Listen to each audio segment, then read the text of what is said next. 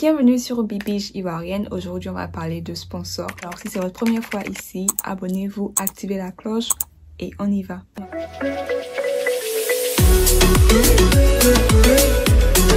Alors, ce dont je voulais parler dans cette vidéo, c'est des conditions pour sponsoriser quelqu'un.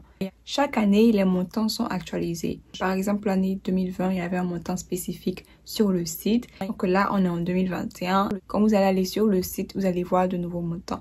Donc, c'est de ça qu'il s'agit dans cette vidéo. Je vais vous parler un petit peu des différents montants que vous devez avoir pour pouvoir sponsoriser quelqu'un. Alors, il y a deux catégories. La première catégorie concerne tous ceux qui sont dans les forces armées des États-Unis. Donc, que ce soit la Navy, que ce soit les forces de l'air, que ce soit l'armée, que ce soit National Guard, tout ça. Et la deuxième catégorie, c'est toutes les autres personnes, tous ceux qui ne sont pas dans les forces armées.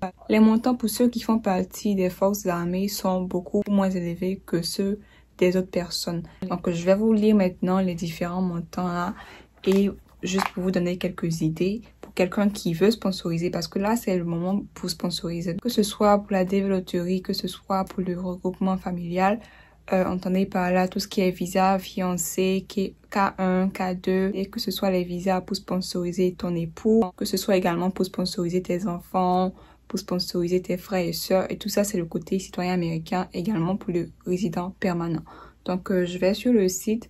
Le site, c'est uscis.gov/I-864P. Et quand vous allez sur le site, vous allez voir tous les montants. Donc, je vais essayer de mettre ça à l'écran ici et on va lire ensemble. Donc, on va commencer avec quelqu'un qui a 2 personnes dans sa maison. Donc, disons, le sponsor vit avec sa femme. Donc, ça fait 2 personnes dans la maison. Donc, si le sponsor fait partie du côté militaire ou des forces armées, cette personne doit avoir au moins 17 420 $ comme revenu annuel.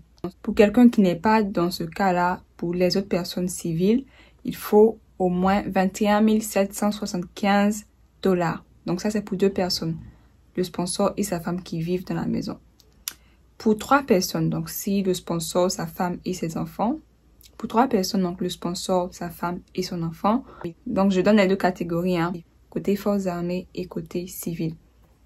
3 personnes, 21 960, 27 450.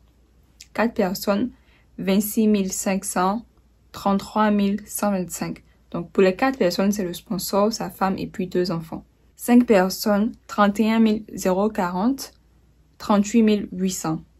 Donc, 5 personnes, c'est si le sponsor et sa femme ont 3 enfants, donc ça fait un total de 5. Ce sont les montants que j'ai cités.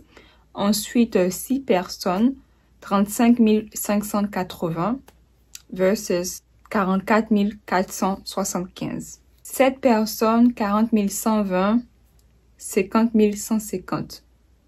8 personnes, 44 660, 55 825.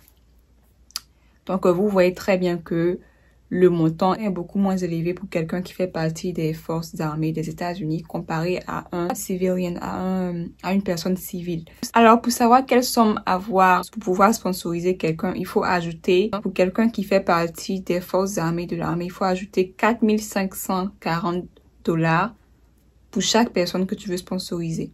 Pour quelqu'un qui n'est pas dans les forces armées, il faut ajouter 5 675 $ pour chaque personne que tu veux sponsoriser. Par exemple, s'il y a 9 personnes dans la maison, il faut ajouter 5 675 $ ou 55 825. Ainsi de suite, vous allez faire les calculs pour savoir combien vous aurez besoin pour pouvoir sponsoriser quelqu'un.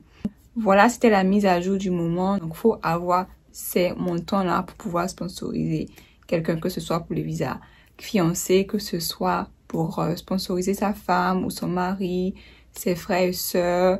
Ça, c'est le côté citoyen américain. Également pour le résident permanent, si tu veux sponsoriser ta femme, tes enfants et tout ça. C'est la même idée, en fait. C'est la même idée. Donc, vous allez sur le site uscis.gov/I-864P et vous allez voir cette table avec les différents montants. Merci d'avoir regardé la vidéo. N'hésitez pas à liker, commenter si vous avez des questions. Partagez la vidéo. Abonnez-vous si vous n'êtes pas encore. Et sur ce, on se dit à la prochaine. Bye.